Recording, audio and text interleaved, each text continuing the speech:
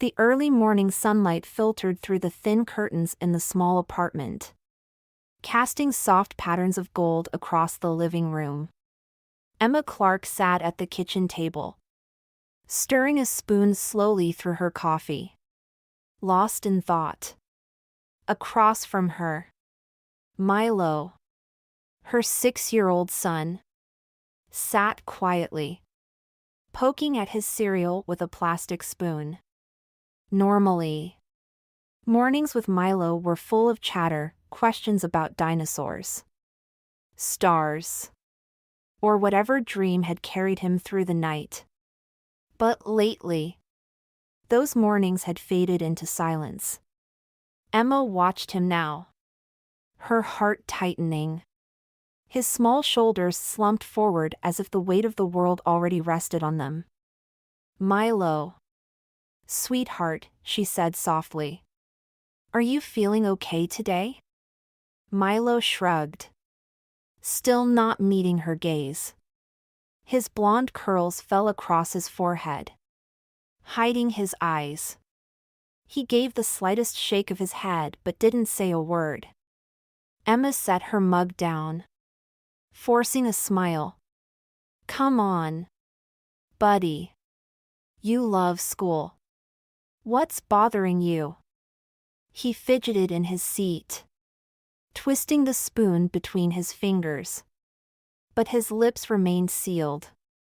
The silence hung between them like a heavy fog. Emma fought the urge to press him. She didn't want to make things worse. But worry gnawed at her. Milo's behavior had changed slowly at first. He would come home a little quieter, a little sadder. Then, in recent days, he had started dragging his feet each morning, mumbling about not wanting to go to school. And now, the silence was growing too loud to ignore. Emma leaned across the table, brushing the curls from his forehead. "Milo, if something is bothering you, anything, you can tell me. Okay? I'm always here for you." Milo finally glanced up at her. His bright green eyes dimmed with uncertainty. "It's just nothing," he whispered, looking away again. Emma's heart ached, but she nodded, trying to respect his need for space. "Okay, buddy. But if it ever becomes something, you know you can talk to me, right?" He gave a tiny nod, but the sadness lingered in his eyes. Emma sighed, finishing the last sip of her coffee. She had to get him to school. She couldn't be late for work again. The clock on the wall ticked louder than usual, marking each second of her growing helplessness. "All right, kiddo.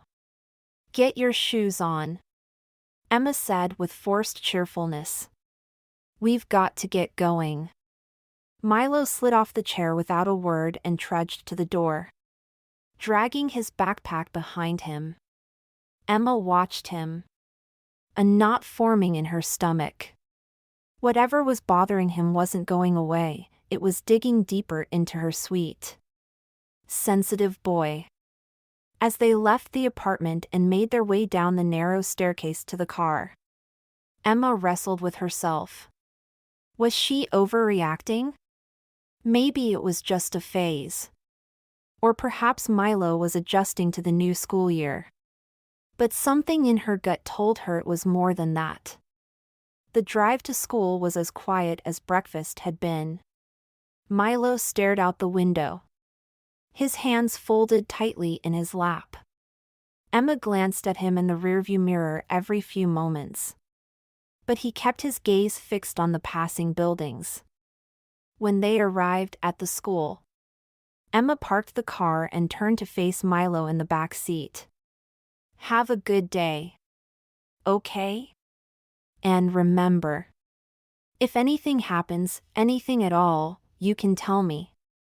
Milo nodded slowly, unbuckling his seatbelt. "Okay, Mom." Emma leaned over and kissed his forehead.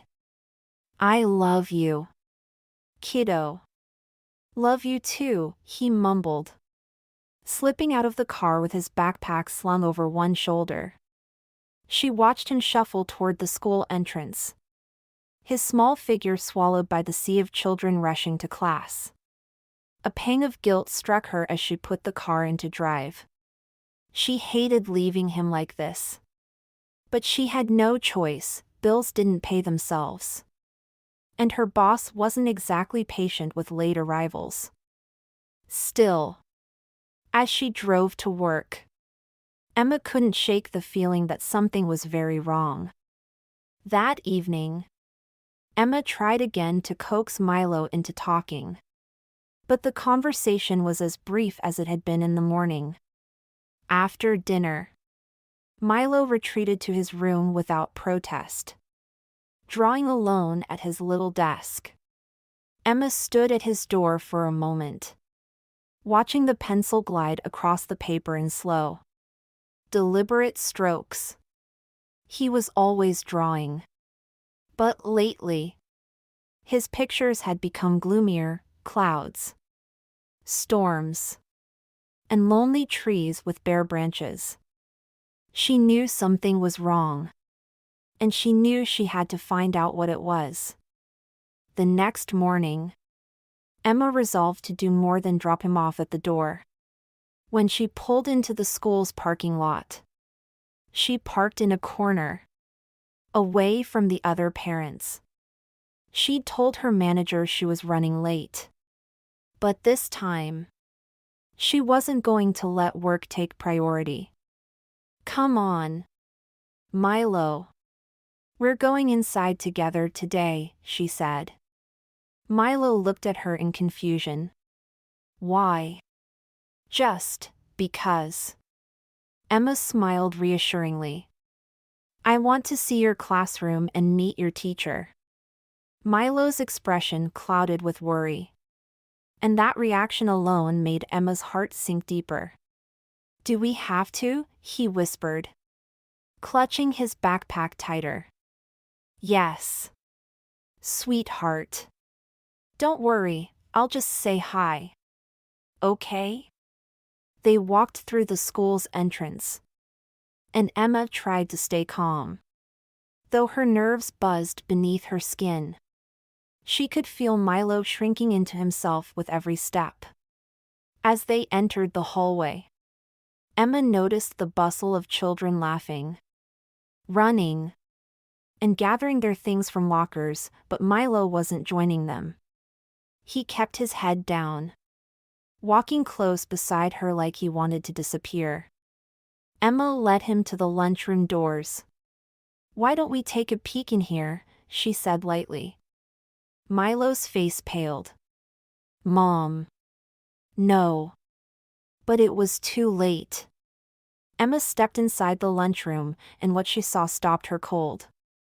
At a small table in the far corner of the room, isolated from the other children, was a cubicle made from cardboard dividers. And inside that cubicle, Emma recognized something chilling: a plastic cup with a bold black letter taped to the front, M for Milo. Milo stared at the floor, cheeks flushing with shame. That's where I have to sit, he mumbled. Emma's heart pounded in her chest. What do you mean? Why are you sitting all alone like this?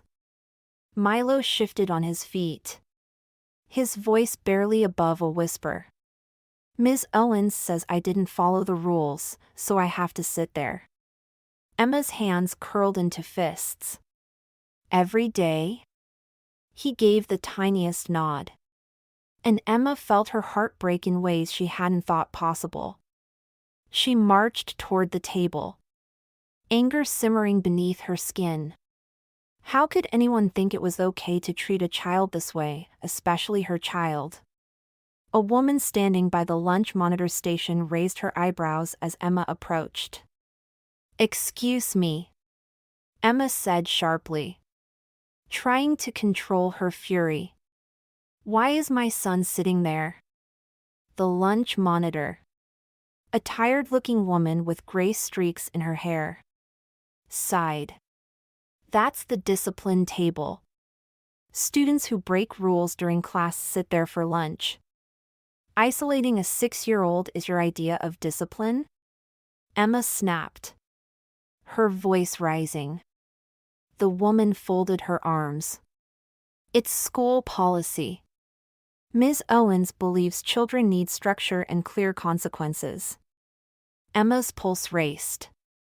She glanced back at Milo's cubicle, her heart aching as she imagined him sitting there, day after day, while the other children whispered and laughed behind his back. This is unacceptable, Emma said through clenched teeth. Where is the principal's office? Down the hall. Last door on the right, the monitor said. Sounding bored. But good luck, Mr. Johnson doesn't usually question Ms. Owens' methods. Emma didn't wait for more. She grabbed Milo's hand, gave him a reassuring squeeze, and marched out of the lunchroom. Her mind set on getting answers. Principal Johnson was a tall, thin man with graying hair and a weary look in his eyes, as if years of dealing with disgruntled parents had worn him down. He sat at his desk, leafing through paperwork. When Emma knocked once and pushed the door open, "Can I help you?" he asked, glancing up with a tight smile. "Yes, you can," Emma said, her voice steady but filled with anger.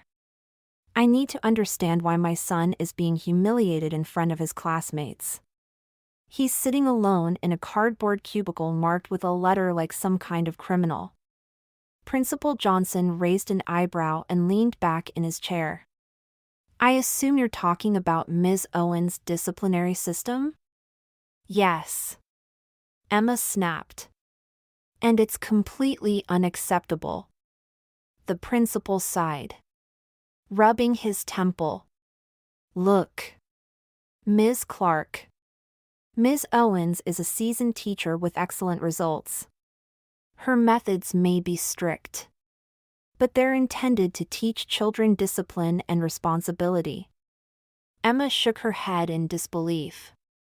"You think isolating a 6-year-old at lunch teaches responsibility? Do you have any idea what that's doing to my son?"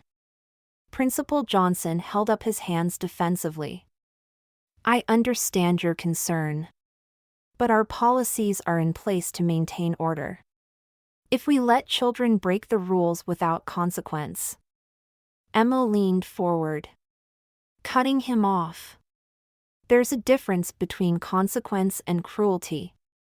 Milo isn't learning responsibility, he's learning to feel ashamed and isolated.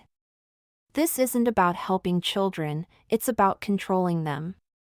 For a moment, the principal looked genuinely taken aback. I understand your frustration, Ms. Clark. I'll speak with Ms. Owens about the situation. Perhaps we can come up with a compromise." Emma narrowed her eyes. "I don't want a compromise. I want this to stop. No more isolation. No more cubicles. You owe my son, and every other child, better than this." Principal Johnson sighed again, clearly uncomfortable.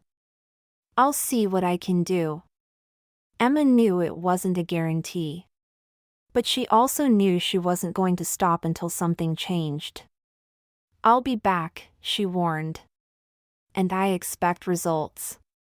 She turned to leave, her heart still pounding with anger, but also with a sense of determination. Milo deserved better. And if the school thought they could get away with this kind of treatment, they were about to learn otherwise. As Emma walked back down the hallway with Milo at her side, she gave his hand another squeeze. "Don't worry, sweetheart. I've got your back." Milo looked up at her, his small face finally softening with a flicker of relief. "Thanks, Mom," he whispered. Emma smiled, though the fight ahead of her was only beginning. Emma's footsteps echoed in the hallway as she walked Milo back to his classroom. Her mind raced. She had taken the first step by confronting the principal. But she knew the problem wouldn't end there. Ms. Owens wasn't the kind of teacher who would easily back down or change her methods. Milo glanced up at her with nervous eyes as they reached his classroom door. "Do I have to go back in?" he asked quietly, gripping her hand. Emma knelt to his level, brushing a curl from his forehead. "Just for a little while, buddy. I'll talk to Ms. Owens soon. I promise this won't happen again." Milo gave a small nod, though the sadness in his eyes lingered. Emma kissed his cheek, watching him shuffle through the door, his backpack dragging behind him like a weight too heavy for his small frame. Once Milo disappeared into the classroom, Emma lingered in the hallway. She could hear the muffled sounds of children working inside, pencil scratching paper. The occasional cough or giggle. Her stomach churned. She knew she couldn't leave things unfinished. With a deep breath, she straightened her shoulders and knocked softly on the classroom door. Ms. Owens opened it, her expression cool and unwelcoming. She was in her mid-40s, with sharp features and a no-nonsense demeanor. "Ms. Clark," she said in a clipped tone, as if Emma's presence was an inconvenience. "What can I do for you?" Emma forced a polite smile. "I need to talk to you about Milo." Ms. Owens crossed her arms, leaning against the doorframe. "I already spoke to the principal. He said you were concerned about the lunch policy." "Concerned?" Emma repeated, struggling to keep her voice even. "No. I'm furious. Humiliating a child isn't discipline." Ms. Owens raised an eyebrow, unimpressed. "Milo needs structure. He struggles to follow instructions. And if he doesn't experience consequences now, he won't learn to respect the rules." Emma felt her jaw tighten. "He's 6 years old. He doesn't need to be shamed in front of his classmates, he needs support." Ms. Owens sighed, as if she'd heard similar complaints before. "Look, I understand that you care about your son, Ms. Clark. But I have a classroom to manage. If I let every child do as they please..."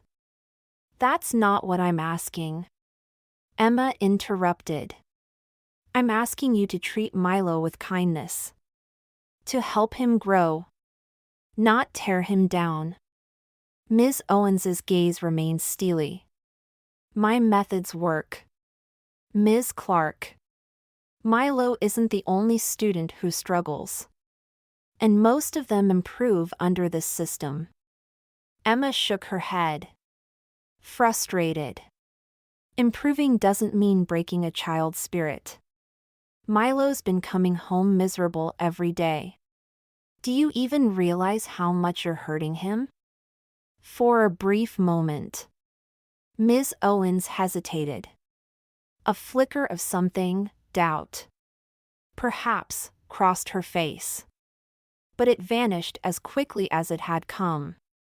"I'm sorry you feel that way," she said curtly. "But I can't make exceptions for one child. If I do, the others will expect the same." Emma's patience finally snapped. "This isn't about exceptions. It's about doing the right thing. If you can't see that, maybe you shouldn't be teaching." Ms. Owens's eyes narrowed. "I've been teaching for over 20 years. Ms. Clark. I know what I'm doing. Emma bit back a retort. She knew arguing wouldn't change Ms. Owens's mind. Not right now. But she wasn't done, not by a long shot. This isn't over, Emma said quietly, her voice low and steady. I'll be back. Without waiting for a response, she turned and left, her heart pounding in her chest. As she walked down the hallway, her thoughts raced. She needed a plan, something more than a conversation with a stubborn teacher. Emma sat at the kitchen table with her laptop open, a notebook and pen beside her. She had tucked Milo into bed hours ago, and now the apartment was quiet except for the faint hum of the refrigerator. She began searching online, looking for articles and research about child psychology, positive discipline, and the impact of punitive teaching methods. The more she read, the more outraged she became. Study after study confirmed what she already knew: punishment through humiliation was harmful, especially for young children. Her pen flew across the notebook as she jotted down notes: positive reinforcement, support, not shame, long-term emotional damage. A text from Lily, her best friend, buzzed on her phone. Lily, how's Milo? Everything okay? Emma sighed, typing back. Emma, not really. I found out they've been isolating him at lunch. He's miserable. A few seconds later, her phone buzzed again. Lily, what? That's awful. What are you going to do? Emma, I talked to the teacher, but she won't budge. I think I'll have to escalate this. Lily, do you want me to come over? I can help brainstorm. Emma smiled, grateful for her friend's support. Emma, not tonight. I need to figure out exactly what I'm dealing with first. But thank you. Lily. You're the best. Lily, always. Let me know what you need. Emma set the phone aside, her mind still whirring. She knew that taking on the school wouldn't be easy, especially with a teacher as rigid as Ms. Owens. But Milo deserved better, and she wasn't going to stop until things changed. She closed her laptop, rubbing her temples. The road ahead was going to be long and exhausting. But Emma had made up her mind. If the school thought they could humiliate her son without consequence, they were in for a fight. She whispered aloud, though there was no one awake to hear, I'm going to fix this. Milo. I promise. The next morning, Emma woke up with renewed determination. She wasn't going to let Ms. Owens' rigid rules crush Milo's spirit. But she also knew she couldn't fight this battle alone. After dropping Milo off at school, reluctantly leaving him at the classroom door, Emma decided to make some calls. First, she reached out to Lily, who had always been her rock during hard times. They agreed to meet for coffee after work at their favorite cafe, a cozy spot tucked between a bookstore and a flower shop downtown. Emma had a plan brewing, but she needed input and maybe some moral reinforcement. Emma sat at a table by the window, nervously stirring her latte as she waited for Lily to arrive. When Lily finally walked in, all bright smiles and energy, Emma felt some of the tension ease from her shoulders. Lily plopped down across from her, already pulling out her phone. All right. Spill. What's the plan? Are we writing angry letters? Staging a protest? Emma smiled. Despite the weight of the situation. Not quite that dramatic, at least not yet. But I've been doing some research on positive discipline methods. And I think we have a case. If I can get a group of parents to back me, the school might be forced to change the way they handle things. Lily's eyes lit up. I love it. I bet there are other parents who've had similar problems with that teacher. Emma nodded. Exactly. If we can get enough support, the school board will have to listen. But I can't do this alone. You won't have to. Lily said firmly. I'm with you. 100%. Let's get those parents talking. They spent the next hour drafting a letter that Emma could send to other parents, explaining Milo's situation and asking if anyone else had experienced similar issues. With Lily's help, Emma worded the letter carefully, focused not just on Ms. Owens but on the school's disciplinary policies as a whole. Let's see how many people respond, Emma said as they finalized the draft. And if no one does, well, then we will stage a protest. Lily grinned. Now you're talking. The next few days were filled with small victories. Emma handed out the letters discreetly, catching parents at drop-off and pick-up times. At first, the responses were slow, just a few sympathetic nods and murmurs of support. But then, something unexpected happened. On Friday afternoon, Emma received an email from a woman named Tina, another parent in Milo's class. Subject: Thank you for speaking up. Hi, Emma. I wanted to thank you for sharing what's been happening with Milo. My son, Jacob, has been dealing with the same treatment from Ms. Owens. He's been sent to the detention table twice this month. And it's really affecting him. I didn't know what to do about it until now. I'd love to help in any way I can. Best, Tina. Emma's heart lifted as she read the message. She wasn't alone. Soon, other emails and texts started trickling in. A father named Carlos mentioned that his daughter had come home in tears after being made to sit in the isolation cubicle for forgetting her homework. Another mother, Sophia, admitted that her son was terrified of making mistakes because of Ms. Owens' punishments. Emma forwarded all the messages to Lily, who responded with a triumphant, Lily, we've got a movement. Babe. Let's do this. The following weekend, Emma hosted a small gathering at her apartment. A handful of parents showed up, each with their own stories of frustration.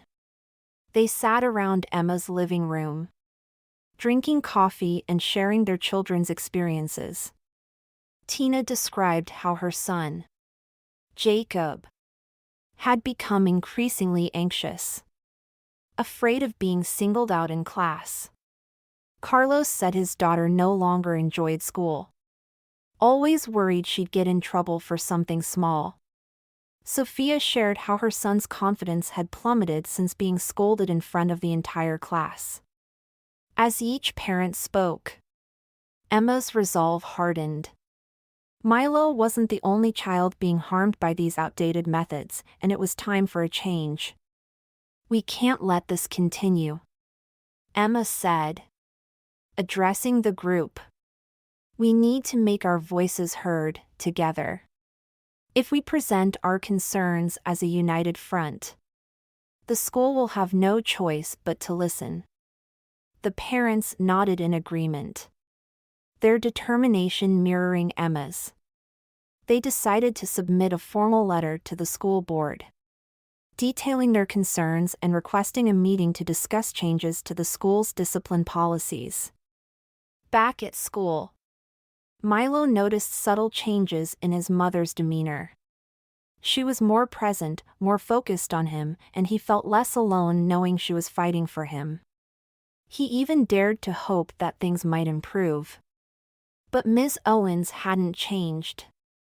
One afternoon, Milo made a small mistake during a spelling lesson. He mixed up two letters in a word. Ms. Owens shot him a stern look. Her lips pressed into a thin line. "Milo," she said. Loud enough for the whole class to hear. "How many times do I have to remind you to focus? You know what that means." Milo's heart sank as he heard the familiar words. The cardboard cubicle was waiting for him at lunch again. As he trudged toward the detention table that day, Milo felt the familiar sting of embarrassment. But this time, something was different. This time, he knew his mom was on his side. By Monday, Emma and the other parents had finalized their letter. It was direct but respectful, outlining their concerns about Ms. Owens' harsh discipline methods and asking for a shift toward more positive approaches. They signed their names at the bottom, 8 parents in total, and sent the letter to the school board. Now, all Emma could do was wait. And hope. A week passed with no response from the school board. Each day, Emma checked her email obsessively. But there was nothing, no acknowledgement. No promise of a meeting. She tried to stay patient. But the silence only fueled her frustration. Meanwhile, Ms. Owens' disciplinary methods showed no sign of easing. Milo continued to eat lunch at the cardboard cubicle at least twice that week. Despite Emma's earlier confrontation with Principal Johnson, it was becoming clear that no one was going to fix this unless Emma and the other parents pushed harder. On Thursday morning, Emma received a call from Principal Johnson. She was getting ready for work, rushing to get Milo's backpack packed when the phone rang. "Ms. Clark," the principal began.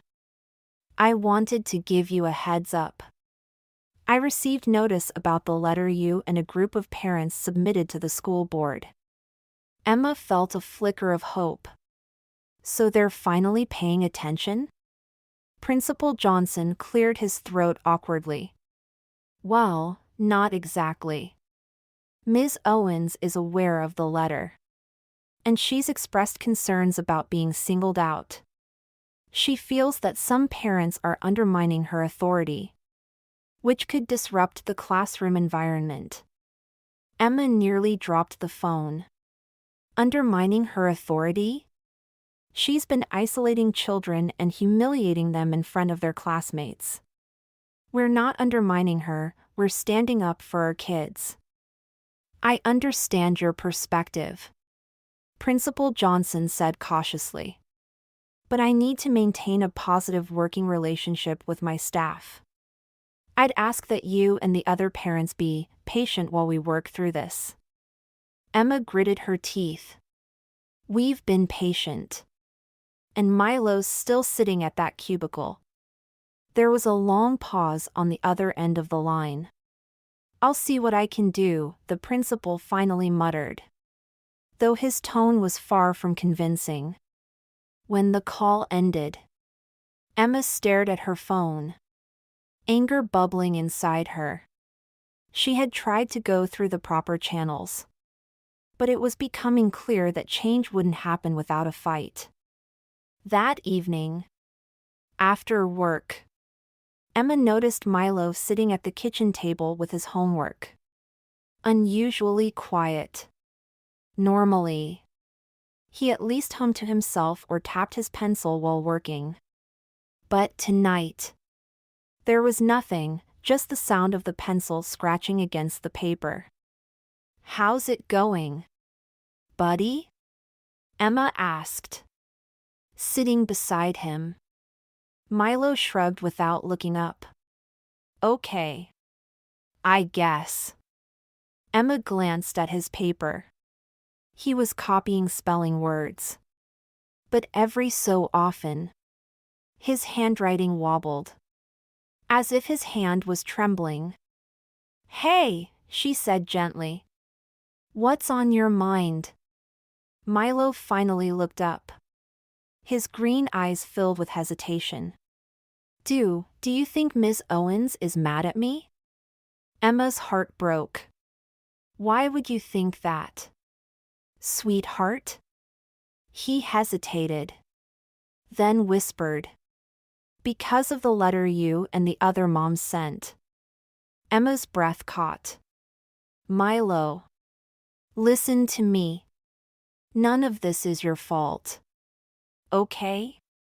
Ms. Owens isn't mad at you. The grown-ups are just having some discussions about how things at school can be better. That's all." Milo chewed on his bottom lip, uncertainty clouding his small face. But what if it just makes her meaner? Emma hugged him tightly, resting her chin on his curly hair. "That won't happen," she whispered. "And if it does, I'll be right here to make sure it stops. I promise."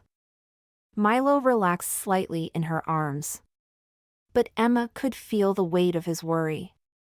She kissed the top of his head, silently vowing to see this fight through, no matter what it took. The following week, the school hosted a PTA meeting. Emma and the other parents decided it would be the perfect opportunity to present their concerns publicly. If the school board wouldn't respond to their letter, they'd take the issue directly to the community. Emma arrived early, scanning the crowd of parents gathering in the school's multipurpose room. Tina, Carlos, and Sophia waved her over from a table near the front, their faces a mix of nervousness and determination. Principal Johnson stood at the podium, shuffling papers, while Ms. Owens sat in the audience with her arms crossed, looking annoyed. Emma could feel the tension in the air. It was clear that word of their letter had spread. As the meeting began, Emma raised her hand. "I'd like to make a comment," she said, standing up. All eyes turned to her.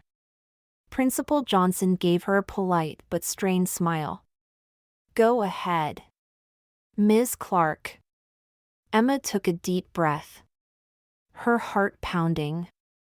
"I want to address the way discipline is being handled at the school, specifically the practice of isolating young children during lunch as punishment."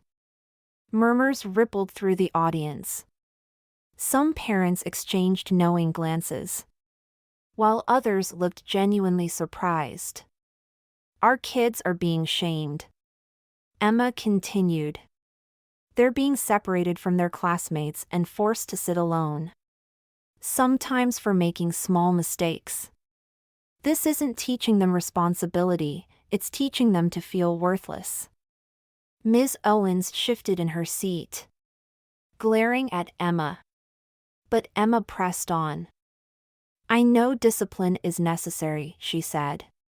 "But it doesn't have to be cruel. There are other ways, positive ways, to help children learn and grow." Tina stood up next. "My son, Jacob, has been isolated twice this month, and it's really hurt his confidence. We need to do better for our kids." Carlos followed. "My daughter's scared to come to school because of these punishments. It's not just one or two children, it's a pattern."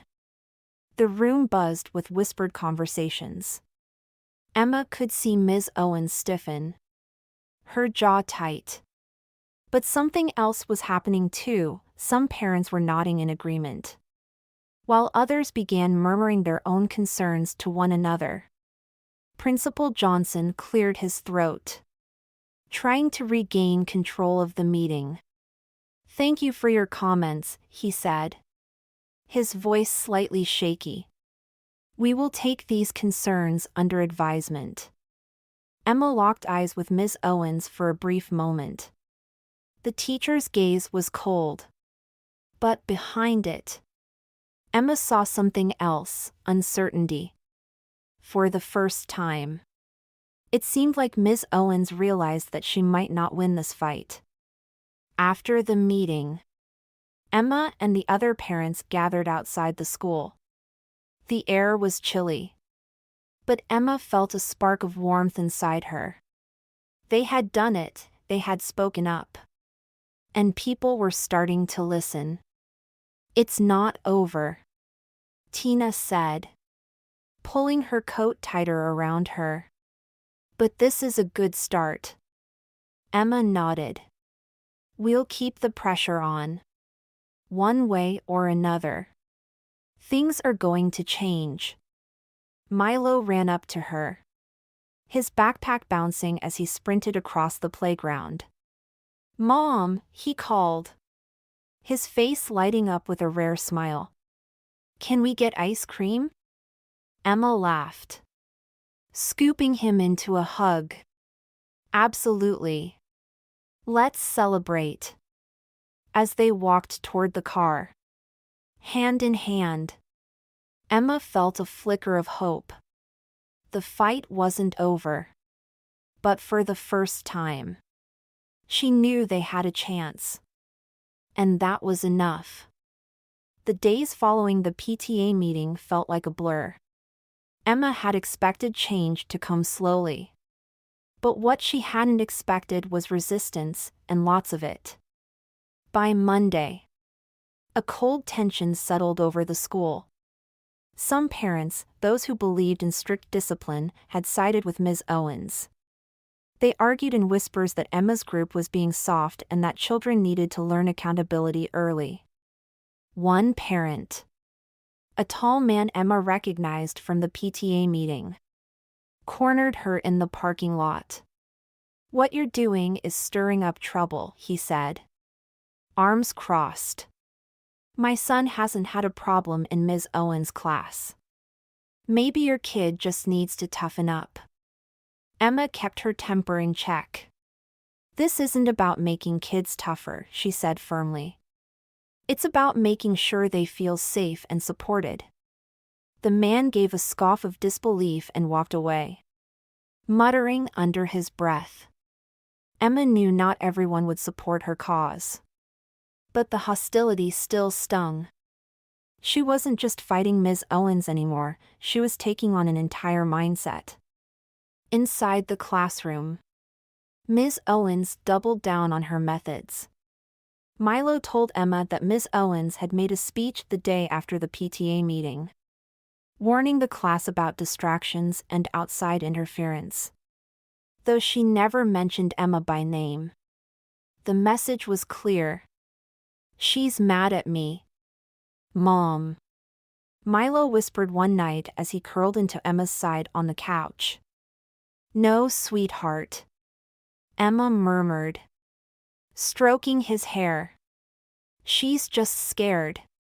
She knows things are going to change." But the truth was, Emma didn't know how long it would take.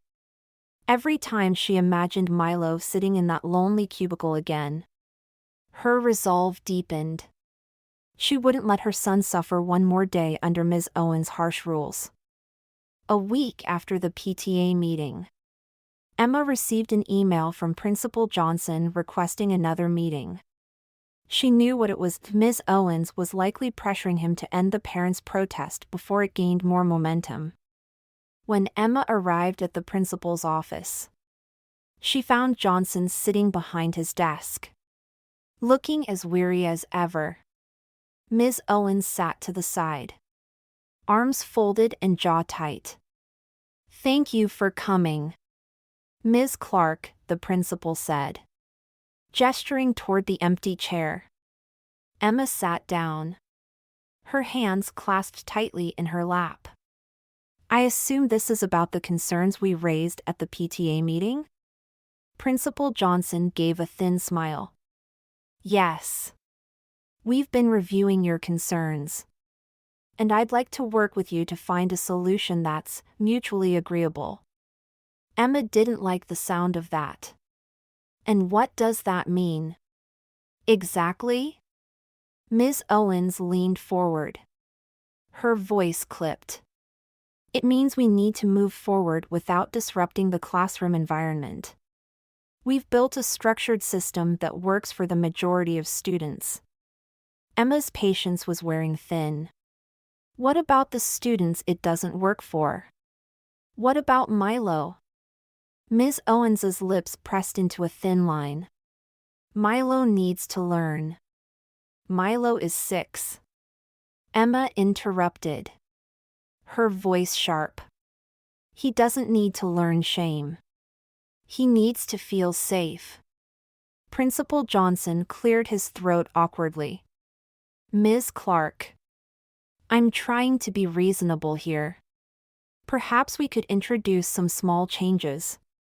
Like rotating the lunch assignments so Milo isn't always alone. Emma shook her head. That's not good enough. I'm not asking for small changes. I'm asking for a complete end to these isolation practices. Ms. Owens gave a bitter laugh. You're expecting us to abandon discipline altogether. Then? No, Emma said, staring her down. I'm expecting you to treat my son and every other child with respect. The principal shifted uncomfortably, sensing the rising tension. Let's all take a step back, he said. We want what's best for the students.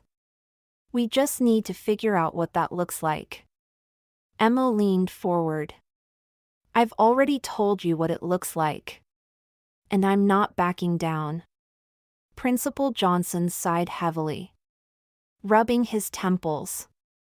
I'll take this under consideration. Emma stood, her heart pounding with both anger and determination. You do that, she said, turning to leave. But know this, we won't stop until things change. That evening, Emma gathered with Tina, Carlos, and the other parents at her apartment. They knew the school wasn't going to make things easy, and they were ready to take their efforts to the next level. We need to go public, Carlos suggested. Take this to the media. Tina nodded in agreement. If they won't listen to us, they'll listen when the whole town knows what's happening. Emma hesitated for a moment. She had never imagined things escalating this far. But when she thought of Milo's sad eyes and slumped shoulders, she knew they didn't have a choice. Let's do it, she said. Let's tell our story. Over the next few days, Emma and the other parents reached out to local news stations, sharing their experiences with Ms. Owens and the school's harsh disciplinary practices. A reporter from the local paper, intrigued by the parents' campaign, agreed to run a story on the front page. The headline read, Isolated and ignored, parents speak out against outdated school discipline. Within hours of the story going live, Emma's phone started buzzing with messages. Some were from other parents offering their support. But others were less kind, defenders of Ms. Owens who believed the parents were coddling their children. Still, Emma felt a wave of relief. Their voices were finally being heard. 2 days after the article ran, Emma received an unexpected call from Principal Johnson. Ms. Clark, he said, sounding more serious than she'd ever heard him. The school board has scheduled an emergency meeting to address the concerns raised in the paper. They'd like you to attend. Emma's heart leapt. This was the breakthrough she had been waiting for. When's the meeting? She asked. Friday evening, the principal replied. You'll have the chance to present your case directly to the board. Emma hung up the phone. her hands trembling with both excitement and nerves. This was it, their chance to make real change. She turned to Milo, who was sitting at the kitchen table with his crayons. "Guess what, buddy?" she said, ruffling his hair. "We're going to make things better." Milo looked up at her with a small, hopeful smile. "Really? Really?" Emma said, pulling him into a hug. "We're almost there." The night of the school board meeting arrived faster than Emma expected. She dressed in a simple black blouse, her nerves prickling under the surface. Milo sat on the couch with Lily, who had come over to watch him while Emma attended the meeting. "Mom, do you have to go?" Milo asked, looking small under the blanket draped around his shoulders. Emma knelt in front of him and cupped his face gently. "Yes, buddy. But this is a good thing. I'm doing this for you, and for every kid who feels the way you do. I won't be gone long. Okay?" Lily gave Milo's shoulder a reassuring squeeze. "We'll have popcorn and a movie night while we wait for your mom to get back." Milo managed a small smile, though Emma could see the worry still lingering in his eyes. She kissed his forehead and promised, "We're going to fix this, Milo. I won't stop until things change." With one last look at her son, Emma grabbed her coat and stepped into the cool night air, her heart pounding in time with her footsteps as she walked toward her car. The meeting room was packed. Parents, teachers, and community members filled every seat and lined the walls, murmuring among themselves. Emma spotted Tina, Carlos, and Sophia sitting near the front, and they waved her over. Principal Johnson was already seated at the long table at the front of the room, along with the members of the school board. Ms. Owens sat stiffly beside him, her expression tight with frustration, arms folded defensively across her chest. Emma could feel the tension radiating from her even across the room. The board president, Mrs. Richardson, a stern woman with silver hair, called the meeting to order by tapping her gavel. "Thank you all for coming. Tonight, we are here to address the concerns raised about the disciplinary practices at our school." Emma's pulse quickened. This was her moment. When it was Emma's turn to speak, she stood up, smoothing her trembling hands along the hem of her blouse. All eyes turned to her. She cleared her throat and began. "My name is Emma Clark. My son, Milo, is in Ms. Owens' first grade class. I'm here tonight to talk about the harmful disciplinary practices being used at our school. Specifically, the isolation of young children during lunch and the use of public shaming." Emma glanced at Milo's teacher, whose jaw tightened visibly. But she pressed on. "Discipline isn't just about consequences. It's about teaching and guiding children. What's happening in Ms. Owens' classroom isn't discipline, it's humiliation. My son has been forced to eat lunch alone, surrounded by a cardboard cubicle, simply for struggling with his assignments. This practice is making him and other children feel small, ashamed, and disconnected." She took a deep breath, scanning the faces of the board members and the audience. "We're not asking for chaos. We're not asking for classrooms without rules. We're asking for compassion. We're asking that our children be treated like human beings, not like problems to be managed." Tina and Carlos nodded in support from their seats. Emma continued, her voice steady. Our children need positive reinforcement, not punishment. They need teachers who build them up, not tear them down.